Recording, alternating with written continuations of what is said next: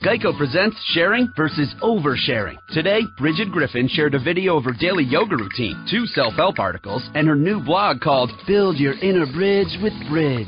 Girl, your sharing has turned into oversharing. No worries, Bridge. Geico has some info worth sharing with your 7 blog followers, like how you could save money on your car insurance, update your policy, and report a claim just by visiting geico.com. How's that for building your inner bridge? Bridge, Geico. 15 minutes could save you 15% or more on car insurance.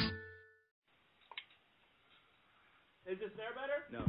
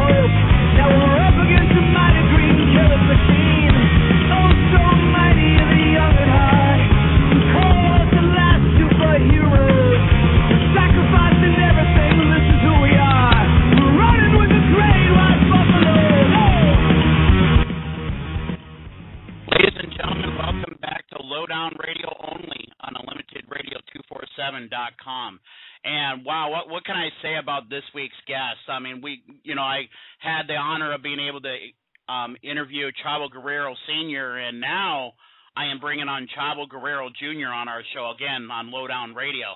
And ladies and gentlemen, for those of you that have not been visiting our website, you're missing out on a lot of awesome things. Again, on unlimitedradio247.com. So what we are going to do, ladies and gentlemen, is we are going to take a very quick break, and when we come back, we are going to bring on the one and only Chavo Guerrero Jr. Again, this is Lowdown Radio only on unlimitedradio247.com. 4th Street Postal is your new family-owned and operated full-service postal store. They offer everything to make your life just a little bit easier, ranging from mailboxes, packaging, copies, fax, notary, shredding, passport photos, ink, and toner cartridge refills, including office supplies, gifts, greeting cards, and much, much more. Why would you rent a mailbox? Their mailboxes are practical and affordable. They offer security for your mail and receive any package that may otherwise be sent back to the shipper when you're not at home to retrieve it. And also, who wants to wait in line for the post office? They offer a friendly group that can provide USPS as well as FedEx options, so packing, mailing, and shipping is always easy. They also offer an abundant supply of office supplies, greeting cards, unique gifts to help you with the holidays and birthdays. So why not give 4th Street Postal a call at area code 562-343-5344, or just stop by at 2436 East 4th Street in Long Beach, California. And make sure you let them know Unlimited Radio 247 sent you.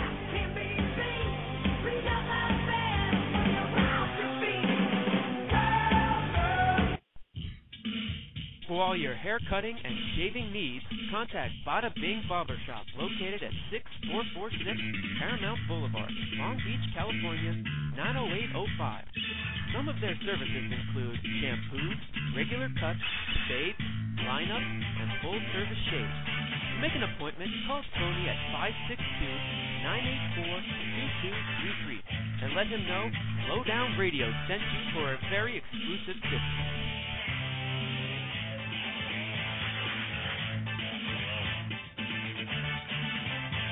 Hey guys, this is Madness. Join me and CJ Xavier every Thursday night, 7 o'clock Central, 5 o'clock Pacific, for the Madcast Podcast. Get a unique perspective on all the hottest wrestling news from 2 guys who are in the independent scene right now. That's the Madcast Podcast here on UnlimitedRadio247.com. And that's all I got to say. Why? Because I have no catchphrase. Chavo. Chavo, todo mundo. Chavo.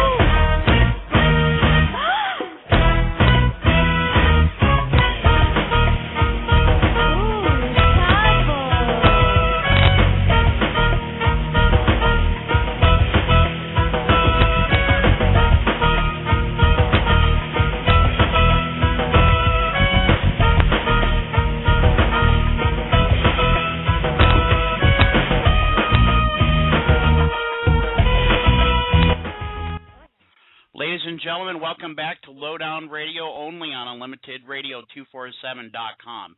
And please, without further ado, please help me welcome the one and only Chavo Guerrero Jr. How you doing tonight, Chavo? I'm doing great, man. Thanks for having me on the show. You're welcome, man, and thank you so much for taking time out. I really, really appreciate it. I know you and your dad got a lot of big things happening down in Mexico, and I know you got a lot of things going on. So, again, thank you very much for taking time out for myself as well as all the fans around the world. We really appreciate it. Well, I tell you what, I know you had my dad on a few days ago last week, and I hope I can compare to him because, he's one of the best, so thanks. You're welcome, sir. You're welcome. And, we got just some random questions that we'd like to discuss with you this evening. And the first question, I kind of want to change it up a little bit. And for those of the fans that don't really know the real Chavo Guerrero, what kind of music does Chavo listen to? Oh, man, I'm like one of those guys that listens to everything. I'm like, Kid Rock, basically, he's a mix of rap and R&B and hard rock and country, and that's kind of what I am. I like anything that's good, There's rap that I like and there's rap that I hate. There's country that I like and country that I hate. And, I'm really one of those guys who kind of just listens to a lot of, classic rock. And I'm a big XM fan, so I'm always listening. I never know what's the new stuff because I never listen to new stuff. I'm always listening to classic rock and the 80s and that kind of stuff that I grew up with, Okay. And what is it that Chavo does in his spare time when he's not obviously working his tail off in the gym? Man, lately it hasn't been it's been nothing, to be honest. It's been me enjoying my time at home with my wife and my kids and actually enjoying my home that I've worked so hard for and it's been about 15 years I've never really got to enjoy, so actually sit home with my dog and, besides hitting the gym, I take my lowrider out and take my CP Customs, my Chuck Palumbo Customs bike out and I do that kind of stuff. I'm just kind of really just enjoying life right now, enjoying the fruits of my labor. There you go. Yeah, you've been absolutely awesome in the ring, and I'm a huge Chavo Guerrero fan. I absolutely loved you when you were with WWE, and again, with the Guerrero family, you guys are definitely one of the best families in the wrestling business. Obviously, you got the Harts and you've got the Von Erichs as well, and you guys are just absolutely amazing, going all the way from Mondo to Hector to Gory, your grandfather, to Chavo Sr. But everyone that follows your career knows that you're a third-generation wrestler, and you are obviously, I just mentioned, the grandson of the legendary Gory Guerrero. Obviously, your Uncle Eddie, Hector, and Mondo. But what made the Guerrero family really stand out in this business? You know what? I think it's just the pride and attention we give to the actual business, to actually wrestling. We've learned to do everything, from the ground up. We learned to set the ring up. We learned to take tickets at the door. We learned to sell merchandise, and we learned how to wrestle. And it wasn't just getting in there and learning moves. It was learning how to fall properly, and learning all of our roles and all this stuff like that. Before we able to do a hurricane or a head scissors or any of that stuff, we learned how to do everything about this business, and we really kind of know business inside and out from. Like I said, from taking tickets to promoting, we've kind of done it all, and that's something that we really take pride in. Is just pride in this business and giving back to the fans who pay their hard-earned money to see us. Okay. And obviously, people that have been following you're a multi-time champion in the wrestling business, ranging from the WWE Cruiserweight title. You've held tag team titles in WCW, I should say.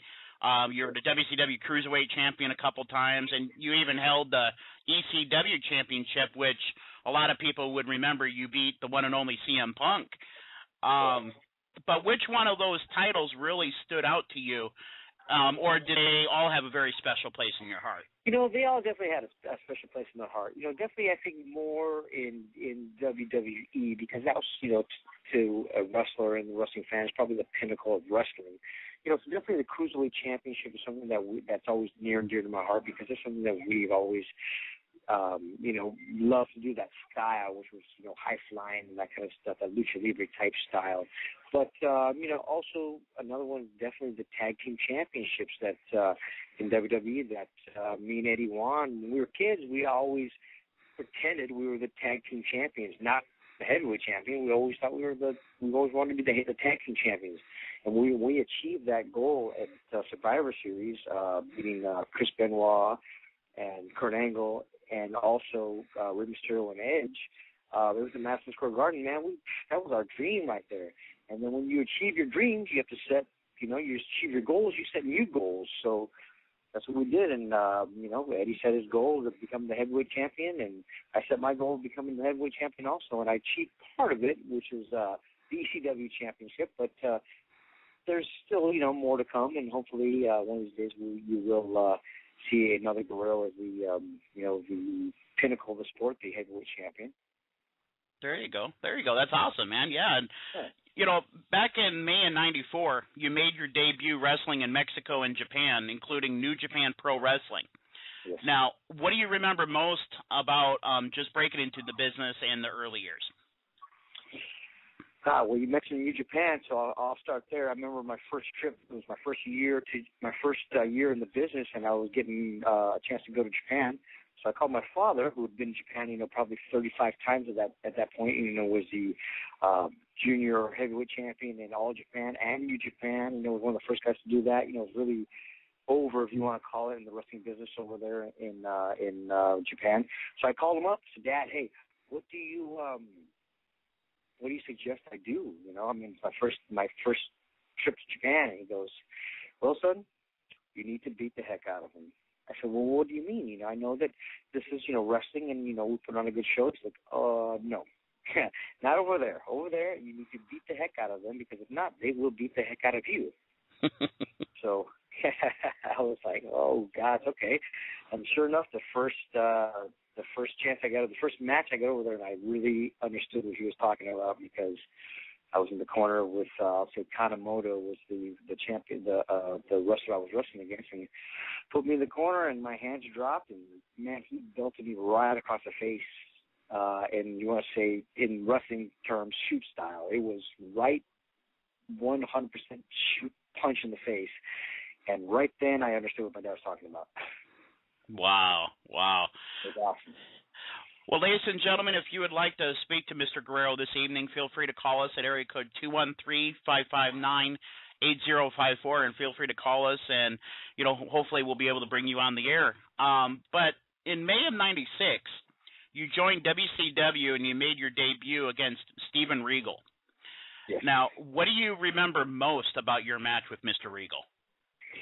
You know what a ring general he was, what a veteran he was. This was my first match in WCW. I mean, probably my 10th match ever in my life, and he made me look like $1 million. And that's really what you do in wrestling, is a good wrestler is able to not only make themselves look good, but make the match look good and their opponent look good. And that was 100%, Steven Regal, I guess, in WWE. Now he's in William Regal. So he definitely he got me the job, and I still attribute him, to making me look like I knew what I was doing. So my hat go off to Steve Regal, and I thank him very much. That's awesome, man. That's awesome. And again, like I said, I've been a huge fan of yours for a very long time. And one thing I really remember about you when you were with WCW is your feud you had with Shane Helms. Yeah, you know what? I saw one of those matches the other day. Somebody sent me that on YouTube. And, oh, man, for guys that really were just, and it was fun to. Are you there, Chavo? Yes, I'm here. Okay, it looked like you were cutting out there a little bit. Okay. But it was definitely fun to see. It was definitely, the first from two guys that were just young in the business, and Shane Helms was really young in the business, and to see what a tremendous talent he was to go out there and actually wrestle a guy like that. It was great to be able to get in the ring with someone like that and go back and see my matches and see that it was fun. Some things that would change now, but it was definitely fun. Right, right. And again, ladies and gentlemen, we do have some callers here on the line. And Chavo, is it okay if we do take a caller from one of your fans? Sure, absolutely. Okay. Well, we do have a caller from, let's see here, we got 562986. Caller, are you there? You're talking to Chavo Guerrero Jr. Hey, Shawn, what's up, buddy? What's going on, Ken? How you doing? You got a question for Mr. Guerrero this evening? Yeah, hey, Chavo. Hey, what's up, man? Hey, I've seen you work with your father on Raw. I was wondering how you feel about working with your dad. You know what? It's a love-hate relationship because he's my idol, you know, and getting in your ring with your dad is it's awesome. So, we still, we clash sometimes because you got him telling me you got to do this, and now I've been in the business long enough to where I'm saying no, Dad, you got to do this. So we kind of butt heads sometimes, you know what? But it's actually awesome to be in there with your idol and actually be in the ring and kicking everybody's butts. It's great. Oh, that's cool. Yeah. All right, guys. All right, I'll let you go. Thank you, Chavo, for your time. Hey, you bet.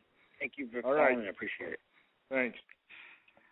There you go, Chavo. Yeah, that's one of my very good friends, Ken, and he was excited like crazy when he found out that I was having you on our show this evening. All right, well, cool.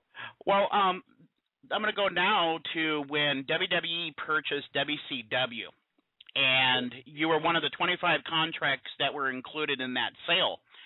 Now, when the news was announced and you found out that you were now heading to the WWE, what went through your mind? You know what? I knew that I was going to go, and if I didn't, it was okay because I was definitely confident in my ability to be able to wrestle other places. But to go with WWE where Eddie was at the time, it was it was great. It was a dream come true. Another one of our dreams to be able to work again in the same company. So that was something that we were excited to be a part of. Definitely apprehensive also because it was just a new company, and at the time they were doing the Attitude Era, and they were so hot with The Rock and Steve Austin and DX. It was a cool organization to be a part of. So I wanted definitely to bring my A game. Right. And in the beginning, with your time with the WWE, you were a trainer during the second season of WWE's Tough Enough series. Yes. Now, what do you personally think of that concept? I liked it. It was difficult because as a trainer, we're trying to produce the best wrestler, but as a TV show, at the time MTV was trying to produce a TV show. So you're kind of like stuck in the middle. Without ratings, you got no show. But at the same time, we're trying to produce the best wrestlers. So it was kind of a give and take. We kept some people that we maybe would not have kept, but at the same time, we were getting those ratings. Some of those guys were better for ratings than actually being in the ring. So we were able to kind of come to compromises in there. But like I said, without ratings, there's no show. So that's exactly what we're trying to do. Right. And soon after returning to the active roster, you aligned yourself with your Uncle Eddie, and you formed the tag team Los Guerreros, where you and your uncle adopted the policy lie, cheat, and steal. Sure. Whose idea was this partnership and with your uncle, and who created that policy? Well, that was just WWE putting us together one time, and our very first match was against John Cena in tights and wrestling boots, and Edge, and we worked together. It was really cool to see us together, and we've been doing that our whole lives, so we knew we could kill it. So we did it, and we came back, and I remember seeing Eric Bischoff. He was just a talent at the time, and he looked at us and goes, "Man, that was awesome." I said, "That was good." He's like, "Man, that was so cool. That was so great." So then the buzz started getting around, and 2 weeks later, we were on SmackDown, the main event at SmackDown in Toronto, I think Toronto Center, and we were wrestling Chris Benoit and Kurt Angle. And we went in there, and me and Eddie looked at each other going, "Look, hey, we need to bring it because these guys are going to bring it to us." And sure enough, we did, and we got out of the ring, and Kurt Angle goes to us, "Man, what was that?" I go, "What?" He goes, "You kicked our butts in there." I said, "Well, you were going to kick ours, right?" And he says, "Well, yeah." And that's kind of really where Los Guerreros started right there, and the whole cheat to win thing, man, that was our, we're Guerreros. That was our thing, cheat to win. And we were heels. Everybody hated us. And, we'd walk out and they booed us and spit on us, and they despised us. And so, the office wanted us to win with, something spectacular, like a double frog splash. But we were like, no. We go, if we win with that, you can't help but cheer us. So we would just cheat to win. We would put our foot in the rope, we hit with a belt, we did all different stuff. So then one day we went to Vince McMahon, and Eddie and I had this idea of actually doing some vignettes where we, stole the baby's bottle, and we did a bunch of stuff like that, and just different things that we were going to do in there. And so they filmed it, and they showed it one week. Next week, we came out, and the exact same thing with our music and everything, and we were expecting to boo us, and they cheered us. And Eddie and I looked at each other and went, oh, man, we're baby faces. and that's how it happened, to be honest. And we actually didn't change our style at all. We would still cheat to win, but when we cheated to win as baby faces, they cheered, they loved it. Right. Yeah, I do remember you guys, with that. You guys always came out with that low rider, and you guys were just, you could tell you guys were, one of my trademark saying, and I say this at work even now, is, I'm living the dream, and you could just see it on both of your faces working together, and you're happy. Yeah, I mean, we had fun. We definitely had a lot of fun. There was some magic there for sure, and I still remember Vince McMahon telling me, he was like, man, especially when Eddie passed away, from his side and said, man, that was just, we'll never get that again. It was just magic time, so it was a blessing for sure. Right. Well, one thing I want to do is I would like to kind of move back to the Cruiserweight division again with WWE just real quick. And sure. you split, after you guys split up the Los Guerreros and you had your feud with your uncle, you were in the Cruiserweight division where you competed on many different occasions. One gimmick you used was the Kerwin White gimmick. Now, right. what did you personally think of this gimmick? You know what? That was all Vince McMahon, to be honest. I came off a Japan tour. I got home, and Vince McMahon said, hey, Chavo, you are now going to be a white guy and denounce your Mexican heritage. So I was like, okay. So basically, we had a talk, and I told him, look, hey, if it's up to me, if we're going to do this, do it right. I'm a hair blonde. I go, eventually I want to come out with a white sheet. And he was like, oh, that's great, Chavo, that's great. So I think what happened with that, it was just, it was just too racy. And what I was saying, if it's not white, it's not right. And, which was okay because I was a Latino trying to be white. I really wasn't white. So I think the network kind of started frowning on that. It was a little too racist, I think. Okay. And November 13th of 2005, Wrestling World was shocked with the sudden passing of your Uncle Eddie. And in your opinion, why do you think there was such a strong connection with the wrestling world and your Uncle Eddie? Well, this is exactly what I think. Eddie was just a guy on TV, and he was just a guy that even JR, good old JR, told him to his face, hey, you'll be a cruiserweight, you'll never be anything else, and that's okay. Well, Eddie wasn't happy with that, and that's not what he wanted to do. And he had some demons and had some drug addictions, and ended up getting fired from WWE, and goes on his own for a while, and then got clean and sober, and was able to come back to WWE. And he went from this guy that was just a wrestler, that guy saw this character, to now all of a sudden the fans see this guy that's a character, but they relate with him because he's got problems just like them. So he became this three-dimensional character. He became somebody who, man, he had struggles and he had trials and tribulations just like the regular guy out there. He almost lost his family and lost his house and lost everything he had, everything he worked for, lost his job, everything. He was basically on the street.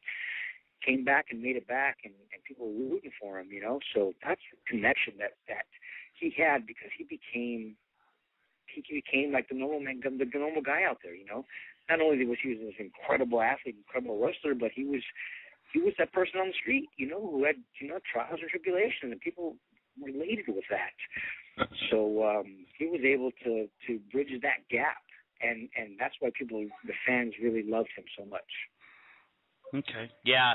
I loved watching your Uncle Eddie wrestle, and I loved everything he did, and I still remember that not taking away from the fact that he was such a tremendous wrestler and so great in the ring, and that he was always that. But you look at him in WCW and him in WWE, see the fan love changed. The love of the fans really did. Right. Yeah, and I'll be honest with you. He, in my personal opinion, I think he was one of the greatest ever. Because he would definitely, whether he was a heel, you could absolutely hate the guy, and he did it to perfection. And then if he was a babyface, he was like your long lost brother.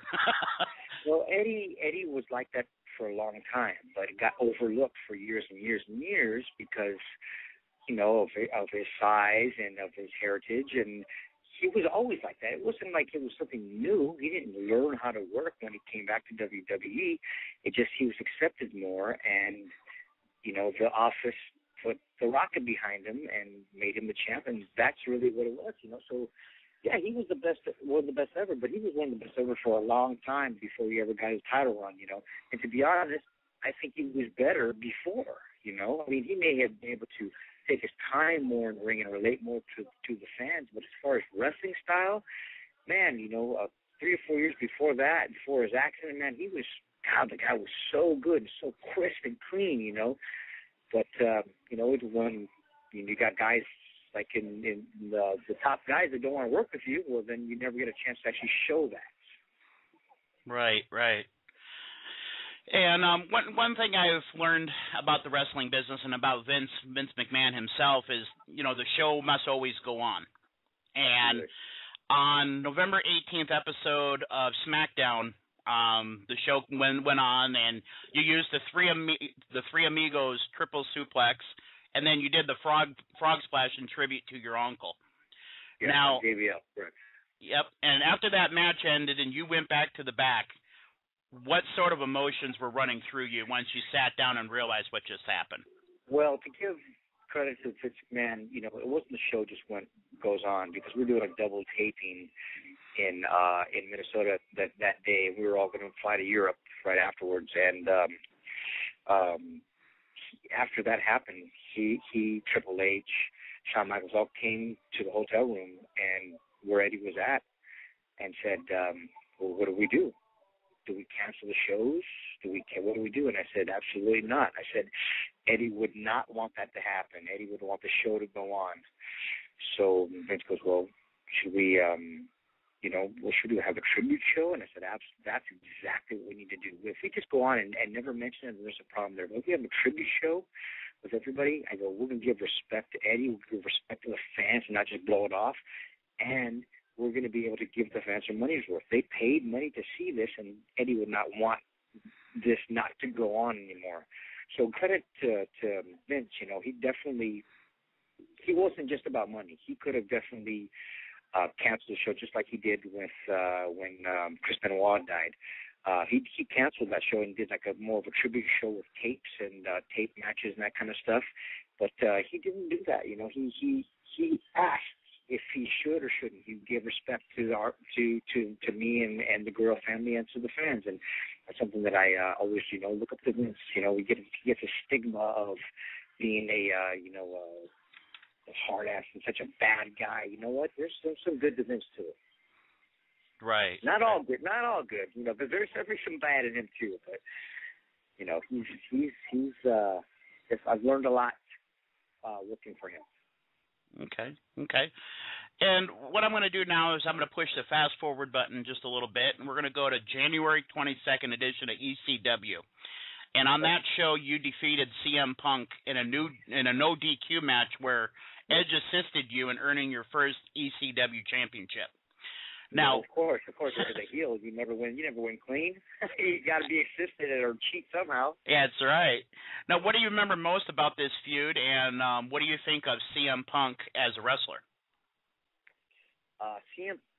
What I remember first about this feud was CM Punk actually, he was a champ and went to Vince McMahon and went to me and said, hey, I want to work Chavo. So I always, thank him for that, and was able to, recently it was for me to just get CM Punk over. But then I guess the plans changed, and they decided to put the title on me. So I got to TV that day, and that's when I was kind of informed about it. So, CM Punk was 100% gracious, was not a jerk about it. He was, hey, let's do this. Whatever's best for the business, whatever best for the match. So, working with CM Punk, he was awesome. He was great. He never got the recognition that he deserved, really, until he was going to leave WWE and quit. And that's when they decided to say, oh, well, let's see what he's got. And let's let him do promos and fly off the cuff and all that stuff. But I've done other interviews where I've talked about him, and they said, so what do you think about his new rise? I said, there's no rise. He hasn't changed. He could already have done that, but they finally gave him the ball and let him run with it. And, it's great to see him do that, because he's a guy that, we can say what you want about him, and some people like him, some people don't like him, but this guy is all business, and he does everything he wants for wrestling. He loves wrestling. Right. And I definitely remember him back in his ROH days, and man, he was a phenomenal wrestler even back then, and going, leading up towards the WWE and where he's currently at now, it's like, wow. He's a great wrestler, and on the current WWE roster, I would say he's definitely one of my favorites. Oh, for sure, 100%. He's got the total package. He can wrestle, he can do a promo, he can do babyface, he can be a heel, and there's a lot of guys out there that can't do that anymore. Actually, in fact, 90% of the guys can't do that anymore. Right.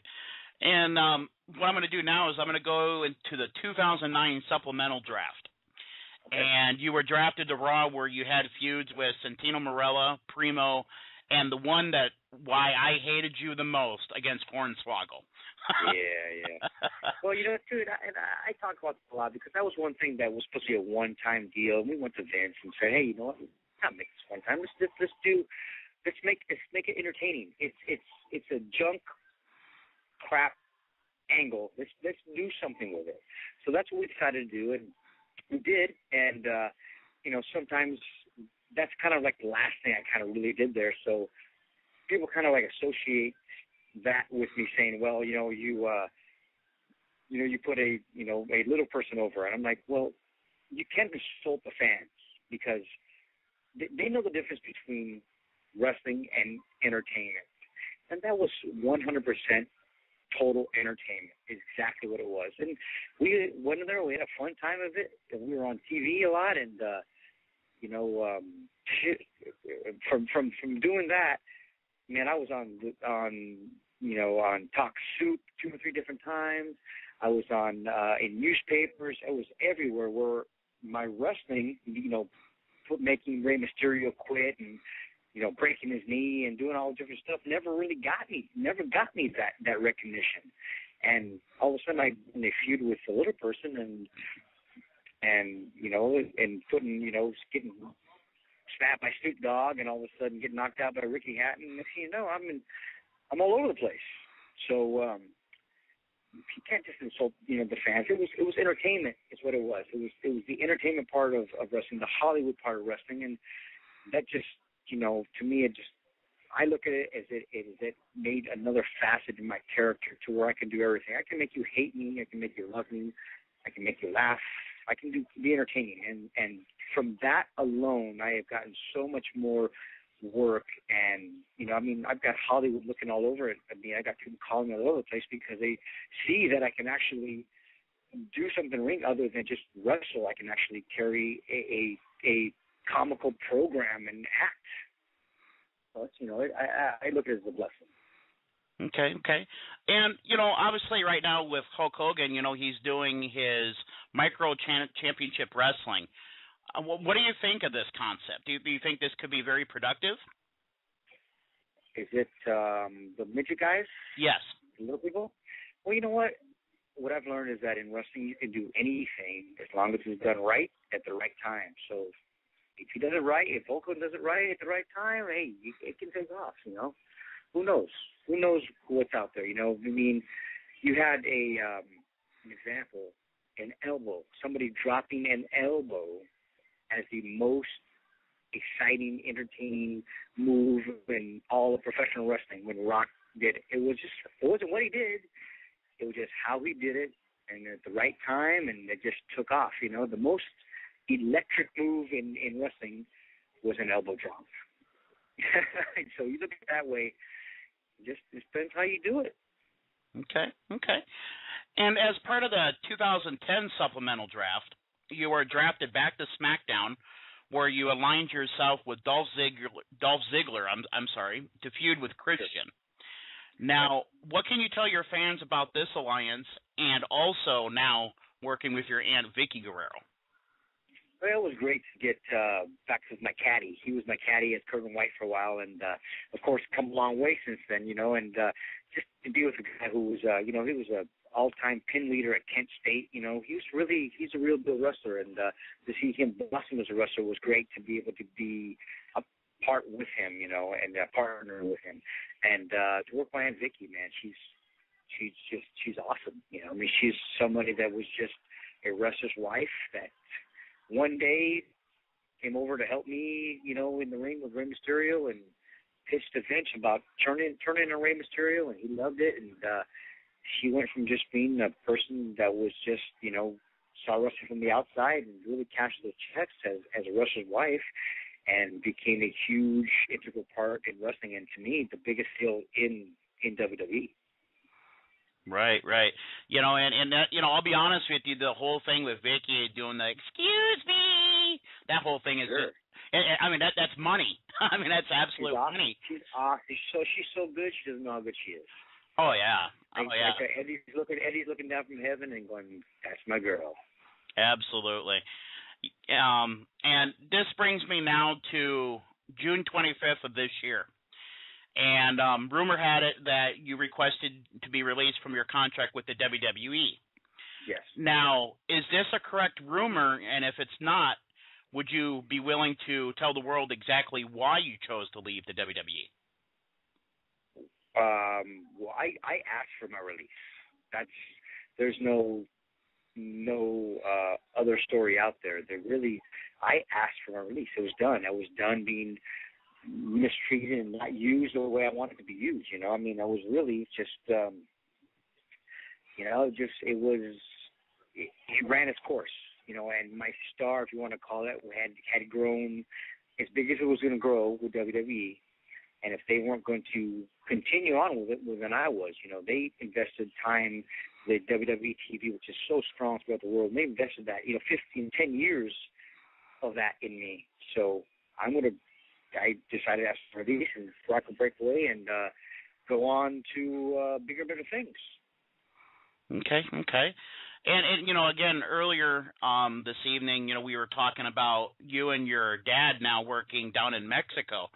Sure. Can you kind of tell the fans a little bit about that? And Yeah. Go ahead. No, what I was going to say is, can you let the fans know exactly where this is going to be done? And, if people are now listening down in Mexico, which we do have some Mexican listeners as well, I mean, where can they find you guys down there? We're going to see us in Tijuana on September 16th, which is Mexican Independence Day. And it's going to be the Guerreros, the Chavos, against Los Villanos. Villanos 4 and 5. You remember them from WCW, and those are another great family of wrestlers, and it's going to be a fun time. You're going to definitely get a great entertaining match. That's really cool. That's really, really cool. And when it's all said and done, what would you like your fans to remember most about Chavo Jr.? Chavo Jr. was a guy that he just worked his butt off in the ring for the fans and didn't take it for granted. It wasn't like he just took the money and ran. He gave you what you wanted. He gave you your money's worth. And I just take from what Vince told me. Vince McMahon told me, it was right to my face, and said, "Hey, Chavo, you know why?" He goes, "You know why you're over? Why you get reactions?" And I said, "Why?" He goes, "Not because you're family, not because you can work."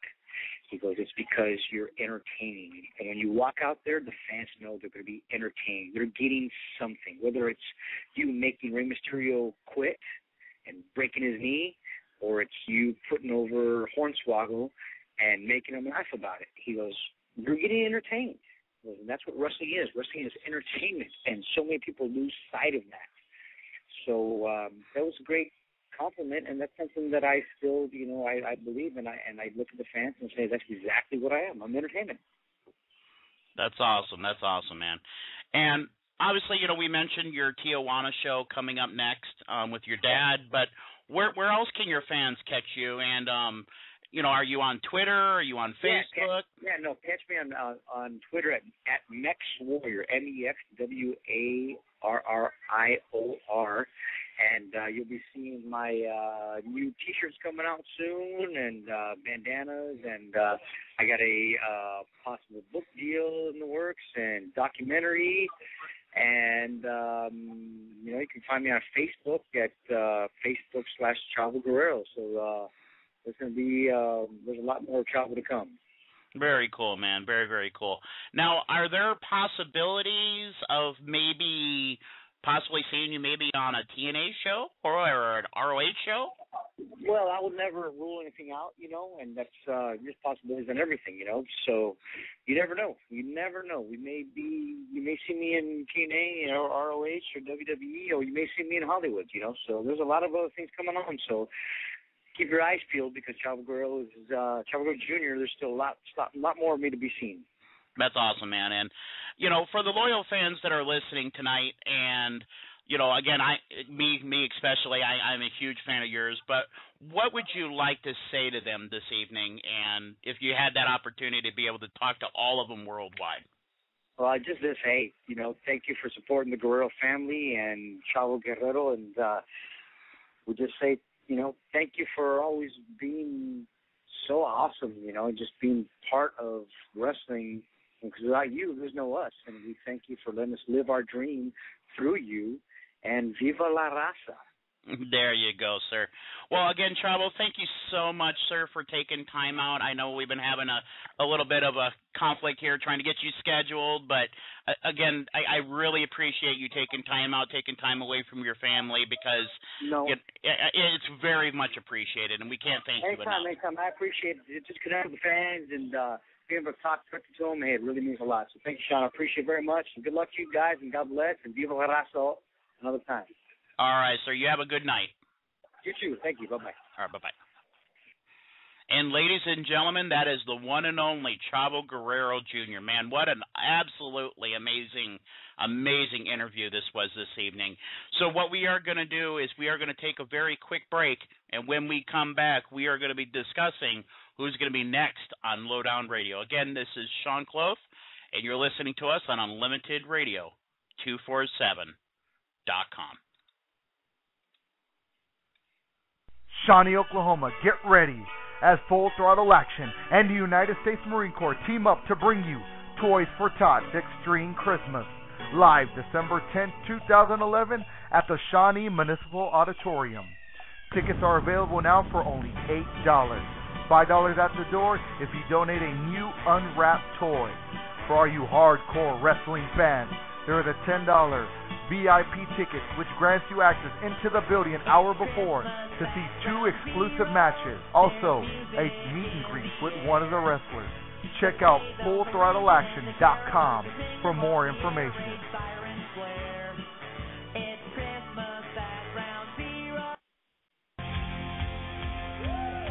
4th Street Postal is your new family-owned and operated full-service postal store.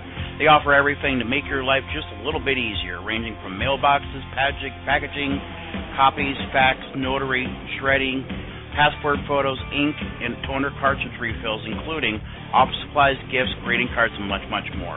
Why would you rent a mailbox? Their mailboxes are practical and affordable. They offer security for your mail and receive any package that may otherwise be sent back to the shipper when you're not at home to retrieve it. And also, who wants to wait in line for the post office? They offer a friendly group that can provide USPS as well as FedEx options, so packing, mailing, and shipping is always easy. They also offer an abundant supply of office supplies, greeting cards, unique gifts to help you with the holidays and birthdays. So why not give 4th Street Postal a call at area code 562-343-5344, or just stop by at 2436 East 4th Street in Long Beach, California. And make sure you let them know Unlimited Radio 247 sent you.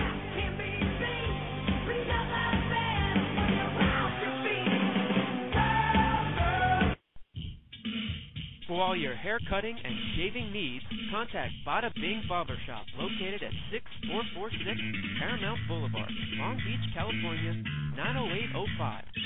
Some of their services include shampoos, regular cuts, fades, lineup, and full-service shaves. To make an appointment, call Tony at 562-984-2233 and let him know Lowdown Radio sent you for a very exclusive discount.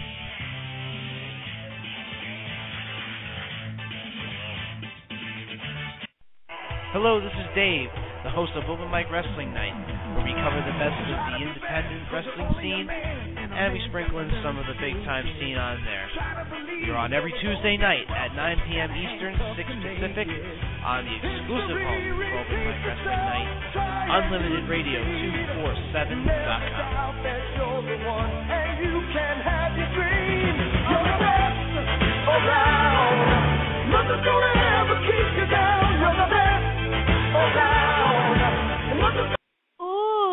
Chavo. Chavo, todo nombre.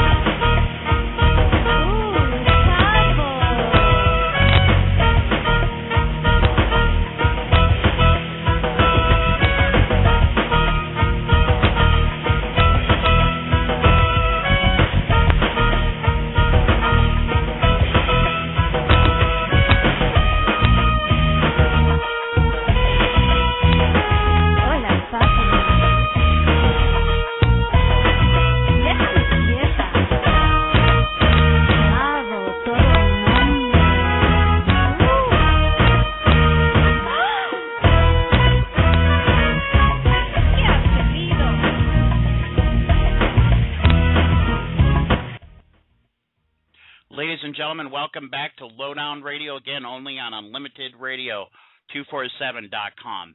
And as promised earlier, we were discussing that we were going to mention our next guest this upcoming Sunday, September 18th. We are going to have a special edition of Lowdown Radio at 4 p.m. We're going to be doing another one-hour show that will end at 5. We're going to have the one and only former CZW heavyweight champion B-Boy live on Lowdown Radio.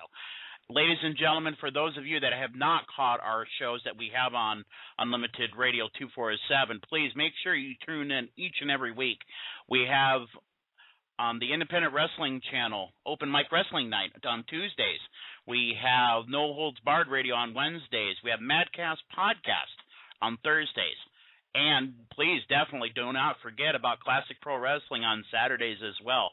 A lot of awesome shows ranging from indie wrestling to the current stuff to the past with classic wrestling, Madcast Podcast. Man, I mean, you can't get much better than what we currently offer you.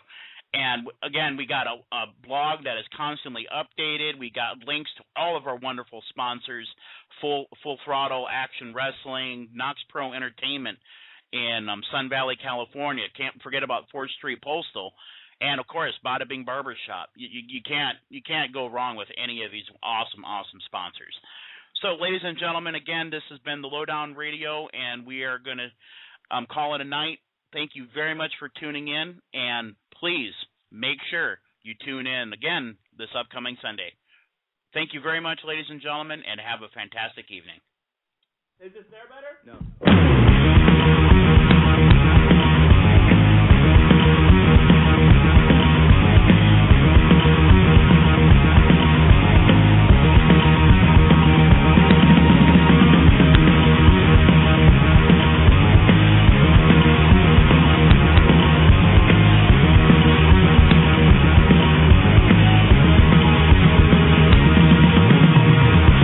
Out is the road less traveled, I know. Hey, we're done.